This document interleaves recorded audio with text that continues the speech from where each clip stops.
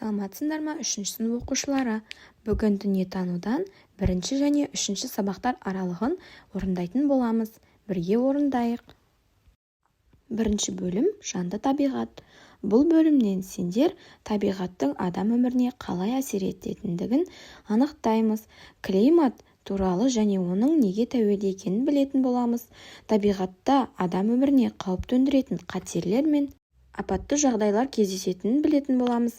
Қауіпсіздікті қамтамасыз ететін іс-әрекеттер ережесін құруды үйренетін боламыз. Енді сабағымызды бастайық. 1-ші сабақ бізде жер бетіндегі климат неге тәуелді? Жер бетінде әртүрлі климаттық белдеулердің өзіне тән ерекшелігін анықтауды үйренетін боламыз. 2-ші сыныпта балалар сендер ауа райы туралы білдіңдер. Ал енді алдыда болатын ауа райын болжау үшін не қажет екенін білетін боламыз. Ауа райы жыл мезгілімен және табиғат жағдайымен байланысты.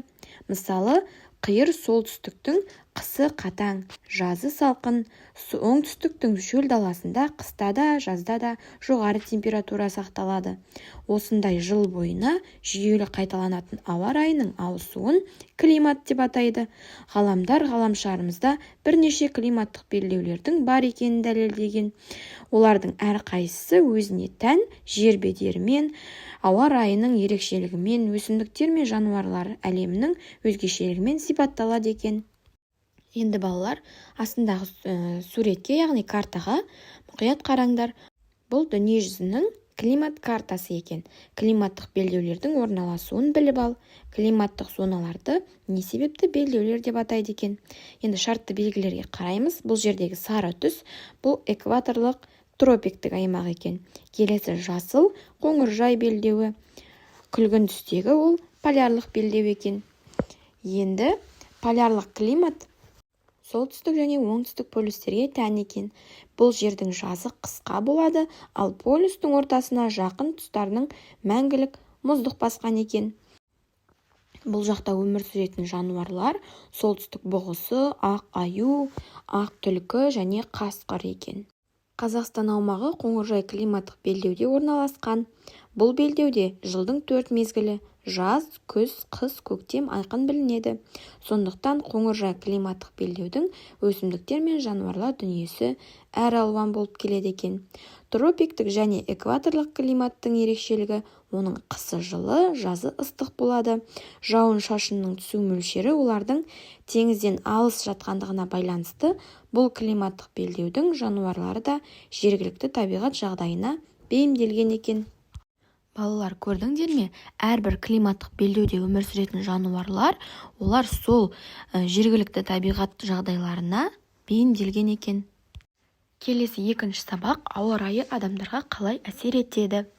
Енді біз ауа райы жайлы климаттық жағдайлар адам өміріне қалай әсер ететінін және де қандай қауіпті табиғат құбылыстары бар екенін анықтайтын боламыз. Енді мына 1-ші суреттерге қарайық. Қандай құбылыстар көріп тұрсыңдар, балалар? Найзағай, жер сілкінісі, су тасқыны деген сияқты табиғат құбылыстары, адам өмірі мен қызметі ауа райына және климаттық жағдайға тәуелді болып келеді. Кей жағдайда табиғаттағы катаклизмнен болатын апаттар да адам өміріне қауіп төндіреді. Енді катаклизм сөзіне анықтама бер деп тұр. Катаклизм дегеніміз бұл жаһандық апат деген мағынаны білдіреді екен. Яғни осы жаһанда болып жатқан осы ауа райының жойқын күштерінің, жойқын құбылыстарының әсерінен органикалық осы біздің өміріміздегі өте үлкен ауқымды алатын табиғи құбылыс, яғни жер бетіндегі өзгерісті катаклизм деп айтады екенбіз.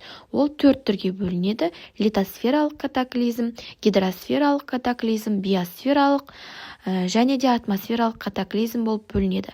Жаңа 1-ші суретте көрдіңдер ғой, найзағай, жер сілкінісі, су тасқыны деген сияқты.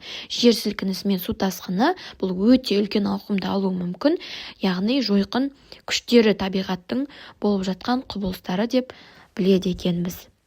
Енді кестеге қарап катаклизмдерді қалай жіктеуге болады? Біздің еліміздің табиғат жағдайында қандай катаклизмдер болуы мүмкін? бірінші кестенің бірінші бөлігінде геологиялық катаклизмдер, яғни жер сілкінісі, жанартау атқылауы, сел, көшкін, қар көшкіні деген сияқты бұл литосфералық, яғни жерге байланысты катаклизмдер. Келесі ауа райы климаттық катаклизмдер, су тасқыны, цунами, өрт, құйын, боран, бұршақ және құрғақшылық. Бұл литосфералық және атмосфералық катаклизмдерге жатады. Катаклизмдер күшінің жойқындығы сондай, ол адамдардың өмірі мен денсаулығына зор қауіп төндіреді. Құрылыстар қирап, өсімдіктер мен жануарлардың жойылуы да ықтимал. Енді балалар, естеріңде сақтаңдар, табиғи апат кезіндегі ең басты қағида сабырлы болу, жылдам әрі сенімді қимылдау, дүрбелең салмау. Табиғи апат кезінде үйде болсаң, тұрмыстық құралдарды электр желісінен ажырат, газ және су келетін крандарды жап, сақтық ережелеріне сай әрекет жаса. Келесі үшінші сабақ менің табиғи ортадағы қауіпсіздігім.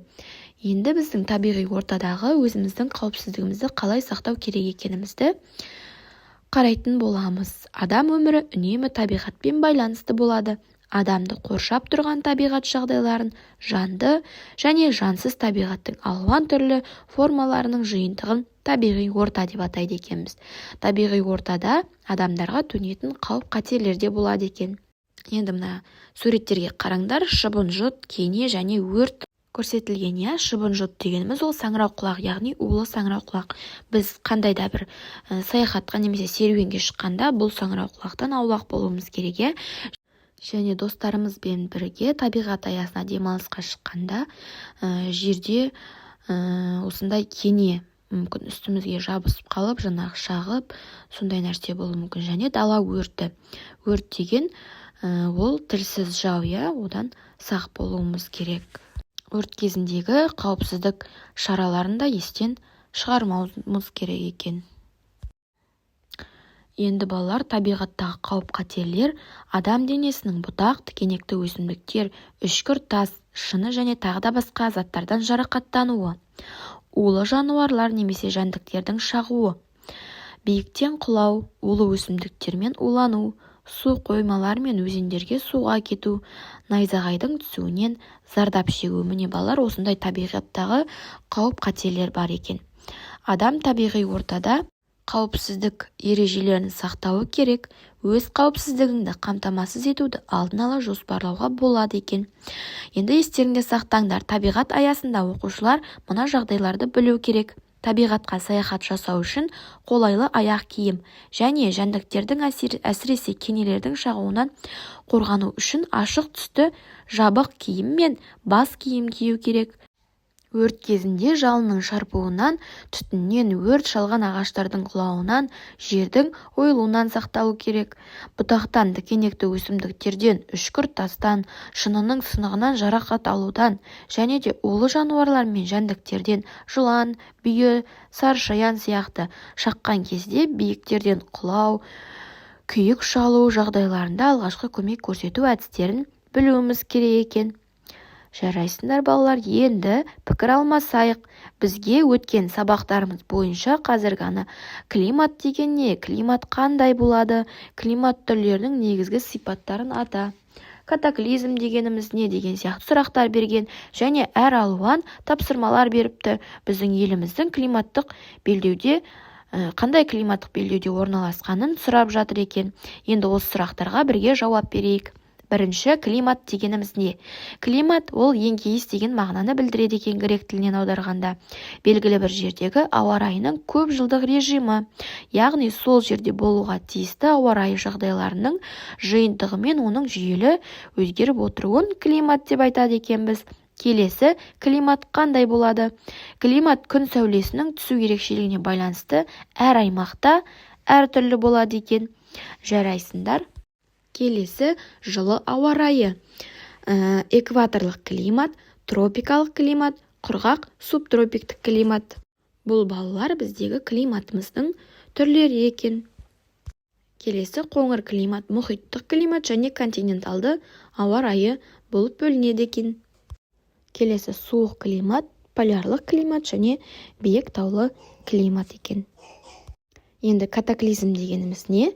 Катаклизм жаһандық апат, жойқын атмосфералық және жанартаулық процестердің әсерінен жер бетінің кең ауқымды бөлігінде органикалық тіршіліктің табиғаты мен жағдайларының күрт өзгеруін айтады екенбіз. Оның 4 түрі бар екен: литосфералық, атмосфералық, гидросфералық және биосфералық катаклизмдер. Қоршаған орта адамзат қоғамы өмір сүретін табиғи және антропогендік орта. Адамдар мен олардың шаруашылығына бірлесе және тікелей әсер ететін биоталық, абиоталық және антропогендік орталардың жиынтығы. Адамдар, жануарлар немесе объектілер тіршілік ететін немесе әрекет ететін орта немесе контекст екен. Бұл яғни біздің қоршаған орта деген сөзге анықтама беруіміз, балалар. Келесі әр алуан тапсырмалар. Тұжырымды дұрыс жауаппен толықтыр. Біздің еліміз климаттық белдеуде орналасқан. Қандай климаттық белдеуде, балалар? Жаңа ғана сабақта өттік. Біздің еліміз Қоңыржай климаттық белдеуде орналасқан екен.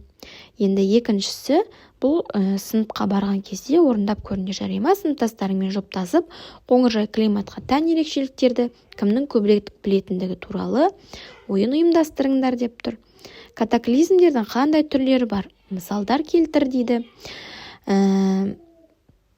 Апаттық жағдайларда сабырлық сақтаудың қандай маңызы бар дейді. Бағана айтып өттік, апатты жағдайда міндетті түрде сабыр сақтау керек, шу шығармау керек, және де тез әрекет жасап, тез ойлану керек, Жарайсыңдар. Енді катаклизмнің түрлерін айтайық, литосфералық, биосфералық, гидросфералық және атмосфералық дедік, Ол жерде жер сілкінісі, су тасқыны болуы мүмкін, әртүрлі апаттар болуы мүмкін, көшкіні, қар көшкіні деген сияқты. Олар литосфералыққа жер сілкінісі, көшкіндер жатады. Ал гидросфералық пен атмосфералық, яғни климат жағдайына байланысты су тасқыны, цунами, дауыл, нөсер деген сияқтылар жатады екен. Табиғат аясында болатын қауіп-қатердің алдын алудың қандай пайдасы бар? Табиғат аясынан шыққан кезде, жаңа мысалы кенені айттық, Ол кене одан сақтану үшін ашық түсті киім кию керек және жабық киімдер кию керек, денеңді жауып тұратын киімдер кию керек. Табиғатқа шыққанда төмендегі жағдайлар орын алса не болады, ойланып көр дейді. Бас киім киюді ұмытсаң, жабық ақ киім киюді ұмытсаң дейді. Ол кезде біз жаңағындай табиғат аясындағы қауіп-қатерлі бар жәндіктерден сақтана алмай қаламыз, білмей қалуымыз мүмкін, шашымызға жабысып қалуы мүмкін, немесе ашық түсті киімнен емес, олар жабық түсті киім киіп барсақ көрінбей қалады, Жарайсыңдар балалар, сабақ түсінікті болды деп ойлаймын. Сау болыңдар.